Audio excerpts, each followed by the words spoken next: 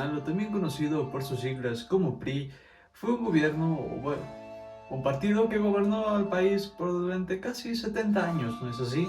Pero en verdad pasaron 70 años para que el país tuviera un cambio. Hubieron acciones que repercutieron en la historia, en el presente e inclusive en el futuro del país. Pues bien, veamos un poco y retrocedamos en el tiempo sobre el PRI mismo. El PRI, si se podría decir así, nació de la mano de Plutarco Elías Calles, considerado como muchos el máximo representante de la revolución, ¿no es así? Pues bien, se dice que su restitución, si se podría decir, su exilio, fue comandado de Lázaro Cárdenas, mismo que podría decirse fue partidario, ¿no? Pero con una idea algo un poco más de izquierda. Sin embargo, desde estas épocas ya se veía una cierta reestructuración por parte del PRI. Parecía que la izquierda imperaría, ¿no?, en el partido mismo, pero no fue así, ya que quien sería su predecesor, Manuel Ávila Camacho, cambiaría el plan. Formaría más un estatus, como se podría decir, de un país ya reconocido, ya que de la mano de Miguel Alemán, Adolfo Luis Cortines, López Mateos y Ordaz llevarían al país sobre una reestructuración misma.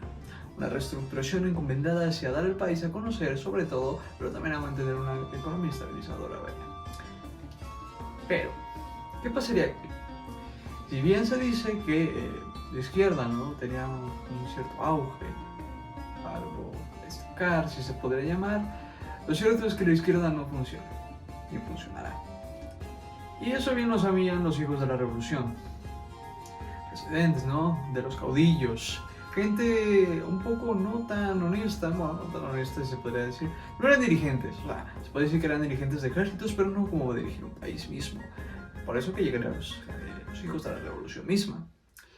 Aquellos que encomendarían al país, ¿no?, ya serían unos personajes célebres, unos personajes académicos sobre todo, y haría una nueva era, ¿no?, una era institucional del país. Se podría decir que el PRI, en parte, tiene su ya revolucionaria, pero conforme se fue acomodando el tiempo, pues tuvo una reestructuración misma, una reestructuración académica, una reestructuración de derecha, misma que nunca se iría. Y les voy a decir por qué. Cuando Ordaz marcaría un presidente sin igual, claro está, el movimiento del 68, ¿no?, que ya hemos hablado de él anteriormente, un movimiento comandado por la izquierda misma, un movimiento que se aprovechó de una causa en la cual el pueblo ya no estaba confiando tanto en el gobierno. Recordemos que el gobierno en sí nació, ¿no?, como se puede decir, como una demanda misma de la propia población, una población que demandaba justicia, una población que demandaba cambio, una población que demandaba prosperidad. ¿El gobierno lo hizo? Se puede decir que sí, ya que el gobierno facilitó las herramientas, facilitó los medios, los recursos mismos para que la población se desempeñara en las actividades necesarias para un total, enriquecimiento tanto moral como económico mismo, un enriquecimiento patrimonial para ambos lados, tanto del país con su Producto Interno Bruto como de la población misma en la adquisición de bienes. Pero ¿qué pasó? El momento del 68, alguien que fue muy criticado en esas épocas fue Díaz Ordaz, pero quien se podría decir que fue el cabecilla de todo fue Luis Echeverría Álvarez, y junto con José López Portillo vendría un periodo oscuro para el PRI. Esa base de derecha que tenía sería cambiada a una base de izquierda, una base que en parte fue, se podría decir, aprovechada por Luis Echeverría Álvarez para contentar a la población. Ven ahí la armonía que intentaba tener el gobierno conforme a la población. Sabían que la población era quien estaba en el poder. De ahí que se piense varias veces de que el gobierno mismo es corrupto, pero si lo tomamos en cuenta, aquí el que da o dictamina la última palabra es la población misma. Población que en parte tenía al gobierno mismo como un ideal, algo endiosado, pero que recordemos que el gobierno, al igual que todos, es manejado por personas. Todas estas instituciones que se dictaminan, estas personas que lo mandan son seres humanos los cuales pueden provocar errores. No todos somos perfectos, pero siempre se ve que el gobierno mismo tiene que ser perfecto, una figura ideal. Pues bien, con Luis Echeverría Álvarez y José López Portillo llegaría los 12 años de retraso, 2 años en los cuales no hubo nada, 2 años en los cuales la economía del país se quebrantó. Ante esto llegarían los tecnócratas. Se podría decir que los tecnócratas marcaron un antes y un después, ¿no? Una pauta misma en el partido. Pero seamos honestos, el partido mismo ya se estaba, pues vaya, fragmentando mismo sobre aquellos incidentes. Y además, cargaba con el peso de cierta corrupción, ¿no? Ciertos actos que no serían del agrado de todo público, algunos actos deshonestos. Estos serían para beneficiar al país o para beneficiar a unos cuantos. Sin duda son un par de incógnitas que no le veo solución, ya que el partido mismo, así como ha tenido varias personas en su poder, ha tenido varios dirigentes, varias administraciones, y es más que no se van a dejar persuadir, no se van a dejar persuadir ante unos pocos que quieren saber la verdad. De ahí a que el partido siempre esté rodeado de polémicas, escándalos, de mafias internas, ¿no?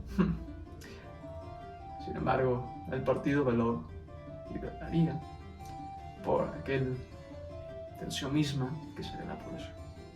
Población que sacaría por medio de los tecnócratas una crisis sin precedentes, una crisis que se germinaría, ¿no? Se sembraría por parte de Miguel de la Madrid, pero llegando a su punto cúspide con los Salinas. Aquel presidente recordado, ¿no? No solo por su gran carisma, sino porque trajo al Tratado de Libre Comercio, además de muchos otros tratados comerciales que beneficiaban tanto a la industria como potenciaban el desarrollo mismo del país. ¿Ven cómo el PRI jamás fue malo? El PRI en verdad siempre veló por los intereses de la población. El PRI en verdad fue un animal político que se articula conforme al tiempo. De ahí a que el PRI haya tenido bastantes dirigencias, pero siempre ha mantenido una misma línea, la línea de la derecha. Y sí, tuvo su tropiezo. Ese tropiezo con esa segunda ida, ¿no?, de la izquierda por parte de Luis Echeverría. Se intentó arreglar eso con José López Portillo, pero ¿qué pasó? Las ansias de poder. Las ansias que enmarcaban mismo del partido, ¿no? Pero pasemos adelante, ¿no?, en la historia. Llega la crisis del 94. Para ello llega Ernesto Ponce Sedillo. Sabían que la revolución tenía que ser inminente, pero el PRI no tenía, o bueno, no debía de dejar caer ese estatus en el cual te quedaba con un gobierno que jamás se equivocaba, ¿no? Cosa que no resultó del todo. Sedillo en parte alivió la crisis, no del todo, pero supo manejarla, si se podría decir. Aunque claro, con ello llegó el FOBAPROA, ¿no? Aquel plan, si se podría decir, de emergencia para salvaguardar a los bancos mismos, pero mismo que no se libraría de corrupción. Pero en parte a veces vemos o nos quedamos con esa impresión de que el gobierno es el mismo que hace la corrupción. No. A veces el gobierno está coludido, claro, pero hay que ver más allá. ¿Con quiénes sale el gobierno? ¿Cuáles son las verdaderas intenciones? O en parte es que el gobierno tiene ideas, precedentes, argumentos, postulados ideales, postulados pertinentes a la situación que se dirige. Pero también es parte de la gente que se aprovecha del mismo estatus del gobierno, parte de la gente como mexicanos que no sabemos apreciar, que todo lo dejamos caer ante el gobierno y no ponemos de una parte de nosotros. Claro, el gobierno dirige al país, pero quien da la cara es nosotros mismos. Y si pudiera decir algo al respecto, es que el PRI no se ha equivocado. Es un animal político, claro está. Un animal político que es producto de su tiempo. ¿Y qué es, además del gobierno mismo, un producto de su tiempo? Las personas. Desde siempre el mexicano ha estado abrupto, ha estado absuelto, se puede decir, ha estado más bien comandado por una autoridad. Hay desde nuestra historia, allegados a los españoles, compartidos entre ellos, para después volver independizados, si se podría decir, por parte de los dirigentes, que aquellos que maltrataban al mexicano mismo, y que vieron los líderes de la revolución unidad. Un líder a quien confiar, a quien depositar nuestra confianza y dejar todo en manos de él, sin importar o sin juzgar las acciones que se te cometían. Mismo que terminan causando que algunos presidentes abusen del poder. ¿Por qué? Tenían a la población en la palma de su mano. Hicieron en parte lo que querían con la población, es verdad, pero porque el mexicano lo adoptó. Sin dudas el PRI sería el claro ejemplo de un producto de su tiempo, un producto que es mismo, se podría decir, se fue catalizado por el derecho que le dio el mexicano mismo. El PRI no es más que un organismo que rige el país, o rigió el país más bien. Un organismo que veló tanto por la derecha, pero también por los intereses de la población. Los intereses de la población, los cuales tampoco se definían que es una vida justa. No se puede tener una vida justa en el cabo de unos pocos años. Tiene que haber una convención. El PRI lo hizo. Claro, 2 años bastaron para derrumbar todo ello. Y cuando apenas estaba recomponiendo, la población decidió cambiar. La población decidió cambiar hacia una nueva ruta. Una ruta esperanzadora. Una ruta que toma la acción. Una acción nacional que, vaya, imperará en todo el país.